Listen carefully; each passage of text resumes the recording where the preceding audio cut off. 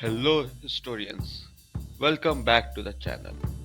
Let's begin our today's journey by learning something new about our ancestors, or Stone Age, with history in motion.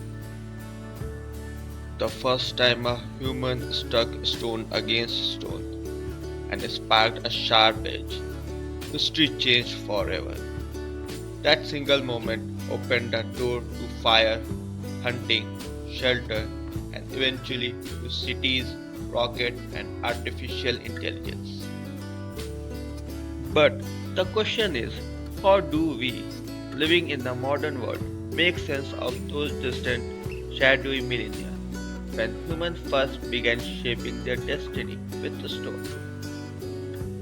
Historians divide the Stone Age into three great chapters: the Paleolithic, the Mesolithic, and the Neolithic. But why three? What separates these eras? Tonight, we will travel across vast stretch of time, from caves lit by flickering firelight to the first villages that widespread of civilization. And along the way, we will uncover how tiny innovations reshape the fate of humanity. Before we step into the history, let's set the scene. The term Stone Age might sound primitive, even simple, but in reality it covers an almost unimaginable length of time. More than 2.5 million years of human history. That's over 99% of our existence as a species. During this time, our ancestors weren't just surviving, they were experimenting, innovating, and laying the foundation of everything that came after: tools, fire, art, farming. These were not isolated events, but milestones on a road that stretches from raw survival to the dawn of civilization. Historians divide this immense span into three stages because each represents a turning point, a revolution in how humans lived, hunted, created, and ultimately built the world we know. To understand the logic behind this division, we must travel back to the Paleolithic, the old Stone Age, the beginning of it all. Our journey begins in the Paleolithic, meaning Old Stone Age, stretching from about 2.5 million years ago until roughly 10,000 BCE. This was humanity's longest chapter and perhaps its most dramatic. Imagine a time when humans were not yet masters of the world, but one species among many, struggling to survive in a dangerous, unpredictable environment. That single moment opened the door to fire, hunting, shelter, and eventually to cities, rockets, and artificial intelligence.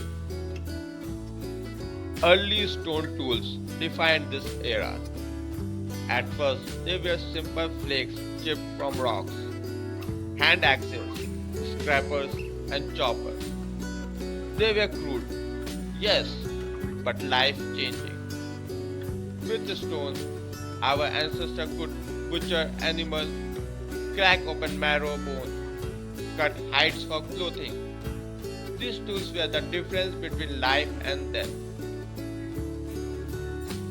Yet the Paleolithic was not just about survival. It was also about imagination. Cave walls became canvas, painted with bison, horses, and handprints that still whisper across thousands of years. The flickering firelight in those caves illuminates not only the image but the mind that created them. For the first time, humans were storytellers. Then came the Mesolithic period, the age of transition. Around 10,000 BCE, the last ice age ended, and with it came new landscapes, new animals, and new challenges. This was the dawn of Mesolithic, the Middle Stone Age. If the Paleolithic was about raw survival, the Mesolithic was about experimentation. The climate grew warmer, forests spread, rivers and lakes teemed with fish. Humans adapted with remarkable ingenuity. They developed macroliths, tiny, finely worked stone blades that could be fitted into wooden shafts, create arrows, harpoons, and sickles. Hunting became more precise, fishing more efficient, and gathering more diverse. It was also during this period that humans began to domesticate dogs, the first true partnership between humans and another species. Together, humans and their canine companions hunted, guarded, and forged a bond that still endures today. The Mesolithic was an age of transition, a bridge between roaming hunter gatherers and settled farmers. People built semi permanent camps, experimented with food storage, and in some regions even began cultivating wild plants. It was not yet the agricultural revolution, but the seeds quite literally had been planted. Then came the Neolithic, the new Stone Age, beginning around 8000 BCE in different parts of the world. If the Paleolithic was survival and the Mesolithic transition, the Neolithic was transformation. For the first time, humans ceased to wander. They cleared land, planted crops, domesticated animals, and built permanent villages. The rhythm of life changed, from following the hunt to sowing and harvesting. This was the agricultural revolution, the first most profound shift in human history. Farming meant surplus food, and surplus food meant large communities. With large communities came specialization. Some people farmed, others crafted tools, and some led or organized. The seed of social hierarchy, trade, and eventually civilization was sown. The Neolithic also saw extraordinary feat of construction.